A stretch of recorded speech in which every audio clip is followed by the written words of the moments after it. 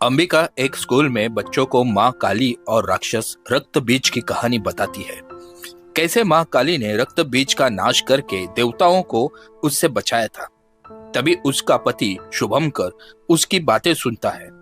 बच्चे कहानी सुनकर खुश होते हैं, तालियां बजाते हैं, बच्चे चले जाते हैं। शुभंकर अंबिका के पास जाता है। दोनों में हंसी मजाक होता है। दोनों अपनी बेटी के पास जाते हैं। श्वेता एक पुराने पेड़ की तस्वीर अपने टैब में खींचती है। तीनों एक रेस्टोरेंट में बैठे हैं। श्वेता दोनों को बताती है, ड्रामा टीचर ने सभी को छुट्टियों में एक टास्क दिया है। सभी बच्चे अपने गांव जाकर एक कहानी लेके आए।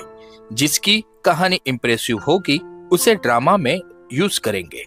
लेकिन उसके माँ बाप उसके इस बात को घुमा देते हैं और उसे बताते हैं कि हम चंद्रपुर नहीं जा सकते। चंद्रपुर आज भी पुराने जमाने में अटका हुआ है, वहां हम एक दिन भी नहीं रुक सकते। श्वेता एक प्रश्न करती है, आखिर मैं चंद्रपुर क्यों नहीं जा सकती? दोनों शांत हो जाते हैं। घर पर दोनों गैलरी में खड़े होकर श्वेता के सवाल का जवाब देने का फैसला लेते हैं। अंबिका रूम में जाती है। तभी शुभंकर का कॉल आता है। उसे पता चलता है अब उसके पिता इस दुनिया में नहीं रहे।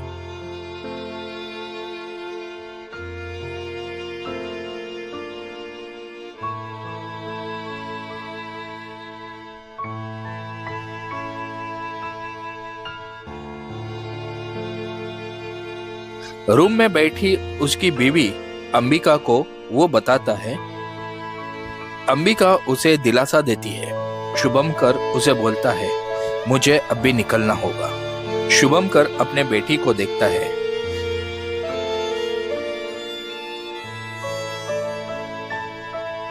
फिर अंबिका को देखता है और चला जाता है।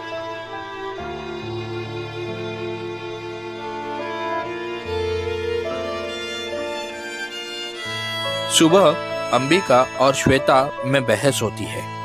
पापा मुझे बताए बिना चंद्रपुर कैसे गए? उसे पहली बार पता चलता है उसके दादाजी है और उन्हें उसके बारे में भी पता नहीं है।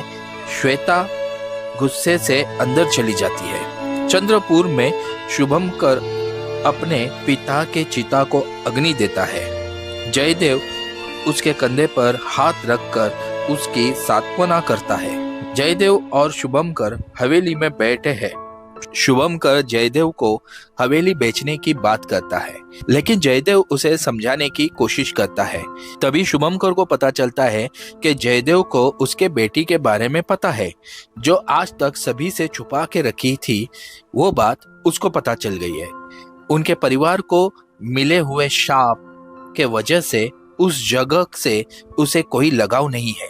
जयदेव उसके हाँ में हामी भरता है। शुभंकर अंबिका को फोन करके बताता है, मैं निकल रहा हूँ घर आने के लिए। अंबिका उसे मना करती है, इतने रात को तुम ना निकले, लेकिन वो नहीं सुनता। कॉल कट होता है। हवेली का नौकर शुभंकर के पिता की अस्थियां लेके आता है।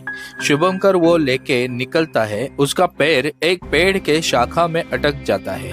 वो गिरता है। वो उठ जाता है, लेकिन पेड़ की शाखा का टुकड़ा उसके शूज को चिपक जाता है।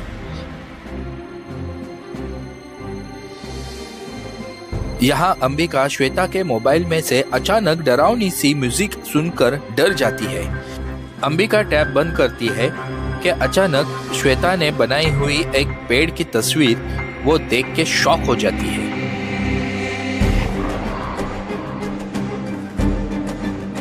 शुभंकर तेजी से कार चलाकर जा रहा है कि अंबिका उसे व्हाट्सएप पे वो फोटो भेजती है।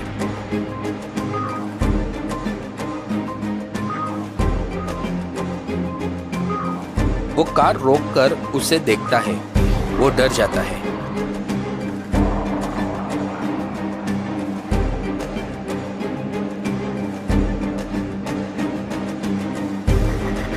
वो तुरंत अंबिका को कॉल करता है, लेकिन दोनों की बातें नहीं हो पाती।